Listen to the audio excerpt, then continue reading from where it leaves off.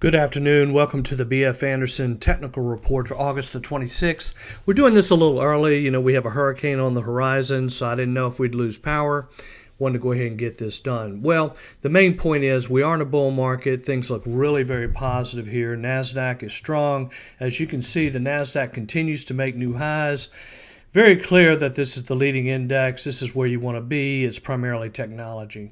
On the weekly basis, you can again see the new high that's being made on a weekly basis. We're above the 35-week moving average. Very positive uptrend. Don't fight the trend. The trend is your friend. One thing about trend following is that you can listen to the news. You can watch CNBC. They can have 50 different opinions a minute. But when you just look at the trends, that's really the only opinion you need. Here we go. This is the monthly graph. This is the S&P 500 on a monthly basis. Golden cross, making new highs. Bull market, very positive. Here's NASDAQ, pretty much the same story. Making new highs, positive uptrend. We are on a golden cross. Here's China. China's seeing some improvement this week, close to a new high. We are starting to see some Chinese opportunities for the first time in a while, so keep an eye on China. This is the aggression index, new high. Isn't this amazing? We had the pullback. We consolidated down here at the 50-day moving average, rallied, made a higher low, pulled back, made a higher high. Now we're making, made a higher low. Now we're making a higher high. Very positive pattern. Investors are aggressive. They're putting money to work. Here we have the same indicator, the same ratio, where we're comparing NASDAQ to the consumer staples. It's like comparing Apple Computer to Colgate-Palmolive, okay? It's that kind of situation.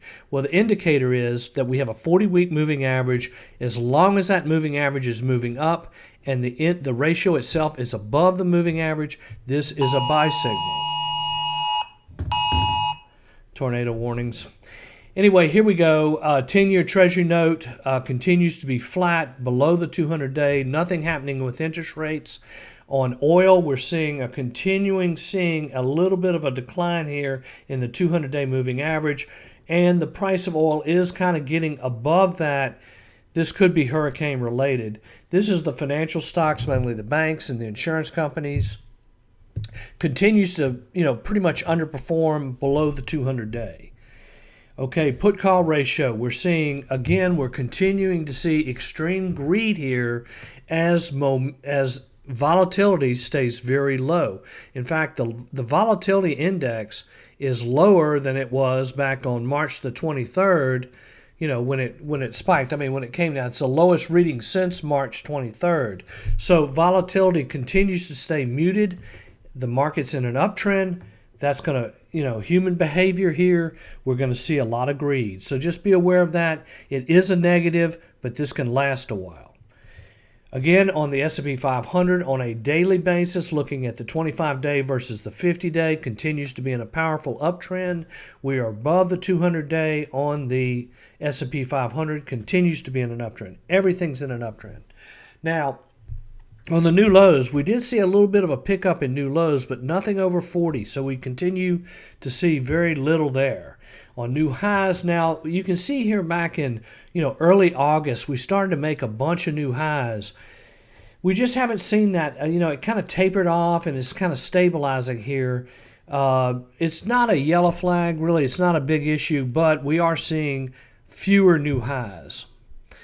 Now, I just took some different ideas and looked down. Now, this is the S&P Bank ETF. This is a ETF of banks. You can see that relative to the market's making new highs.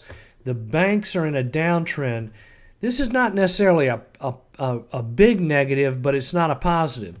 You can see here where the bank index has started to make higher lows. It's just not making higher highs, and it continues to be in a downtrend. So there is some problems out there.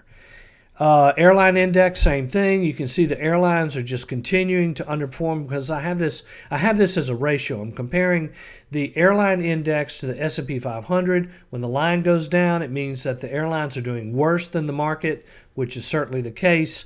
Airlines continue to look troubling. Okay, now here's a positive. This is tech stocks. This is the QQQ, which is the top 100 NASDAQ stocks compared to the TLT, which is the 20-year Treasury bond. You can see here after a period of long consolidation, boy, it's breaking out. So it's really telling you technology is getting incredibly strong, and it's actually getting stronger. Okay, here we have a measurement of risk, tolerance for risk.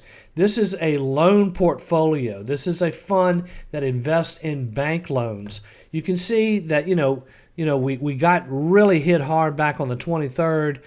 Bank loans became very questionable, but we're seeing a little bit of improvement, but then pretty much broke the trend line and moving sideways.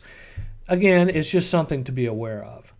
Okay, here we have another ratio where I'm comparing home construction to the S&P 500. It's booming. Houses are booming. People are moving to the suburbs for various reasons, but the home market and the home construction market is doing very well. Companies like Home Depot and Lowe's are doing exceptionally well. Okay, we're going to get into the top 5 here. Tesla, new high. Don't forget, September 23rd is Battery Day. Elon Musk came out with a hint the other day saying that he is going to be announcing at least a 50% improvement in battery density. So, like, I own a Tesla. My car goes 300 miles. You increase that density by 50%, we're talking 450, 500 miles per charge. This is a major breakthrough. Keep an eye on Tesla, continues to make new highs. This is iRhythm Technologies. This is an interesting technology where a doctor can put a wireless patch on a patient who has cardiovascular issues, and the doctor can monitor him remotely. This is NVIDIA, very powerful company, very strong company, hit a new high here recently. Semiconductor chips, they're very strong in artificial intelligence, also in autonomous automobiles, and gaming. Plug Power, this is a company that's involved in fuel cells, hydrogen fuel cells, very controversial technology. However, the stock has been on our list, continues to act interesting. However, I will emphasize this is a very speculative situation. Sunrun, this is a company that's a very interesting company.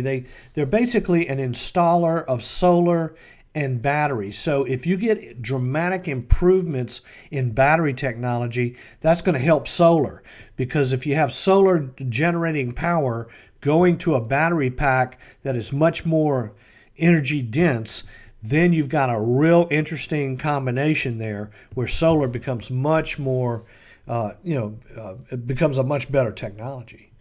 So that's it. Have a good week. Hopefully you get through the hurricane, no problems for all of you in South Texas and South Louisiana.